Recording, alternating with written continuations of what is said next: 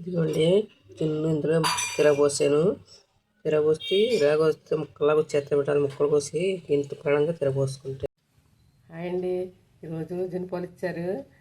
ఇప్పుడు జున్ను ఉండాలి అండ్ బాటిల్ ఇలాగ తెచ్చి ఇచ్చారనమాట. ఇప్పుడు జున్నుకి ఏం కావాలో రెడీ చేస్తాను.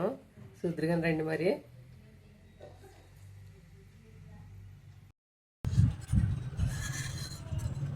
బెల్లం పోతున్నాం జున్ను పాలలోకి. పాలు ఇచ్చారండి జున్ను పాలు, అందులో బెల్లం పోతున్నాం అనమాట. ఈ జున్ను పాలు అరలీటర్ పాలు ఇచ్చారండి. జున్ను పాలు ఏమో మామూలు పాలు ఇచ్చారు. ఈ మిరియాలు వేసుకోవాలి, యాలకుల పొడి ఆడేసాను, ఇదేం బెల్లం తయారు చేసి పెట్టాను. ఇవన్నీ తయారు చేసుకున్నాను. అరలీటర్ పాలు, అరలీటర్ పాలకి లీటర్ పాలు పడతాయి.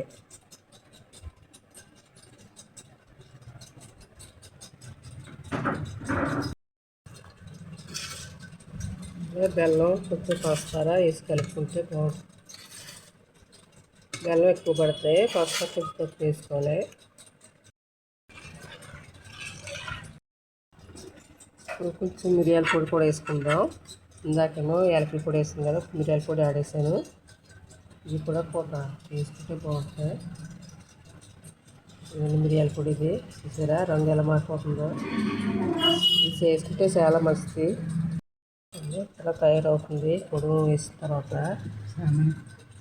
దీన్ని మూత పెట్టేసుకుని తయారు చేసుకుందాం. మళ్ళీ ఇలా కలుపుకోవాలి. అన్నీ వేసుకున్న తర్వాత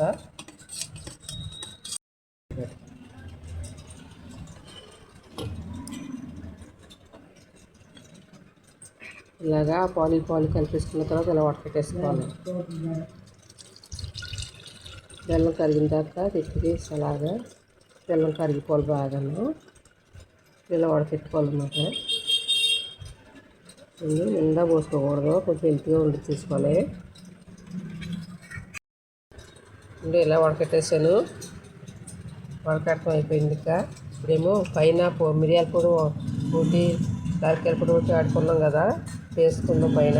చదువుంది ఇది లాలికాయల పొడి. చూడండి, గిన్నెలో వాటర్ పోసుకుని ఇలా పెట్టుకుంటాం. గిన్నె ఉండేటప్పుడు ఇలా నీళ్ళు వేసుకుని పెట్టుకోవాలి ముందు. తర్వాత గిన్నె ఇలా పెట్టుకోవాలన్నమాట. నీళ్ళు సగం వచ్చే వరకు పోసుకోవాలి. నీళ్ళతోటే కదా ఉడికేసిన తర్వాత మూత పెట్టుకోవాలి. కొంచెం ఉడికిన చూడండి, నీళ్ళు మరుగుతున్నాయి కదా, దాని మీద మూత పెట్టుకుందాం. కొంచెం నీళ్ళు వస్తుంది, ఇంకా తక్కువగా ఉన్నాయి కదా.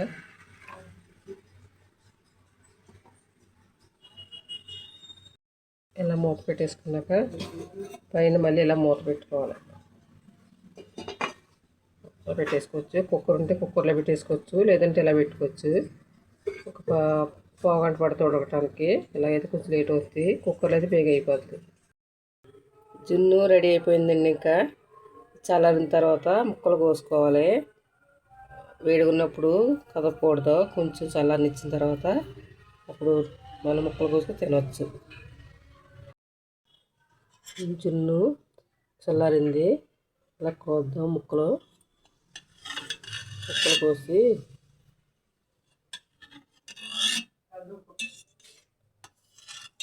ఇలా కోసుకుంటే ముక్కలు మనం తిరిగేసుకోవాలి. మళ్ళీ చూసారా ఎంత బాగా వచ్చిందో, ముక్కల్లాగా వస్తుంది అనమాట. ఇదండి ఇలా తీసుకుని ఏమన్నా బౌల్ వేసి తింటే బాగుంటుంది.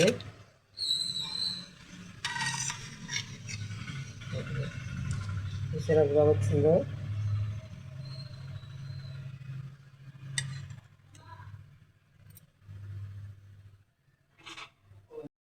ఇదిగోండి జున్ను ఇందులో తిరగబోసాను.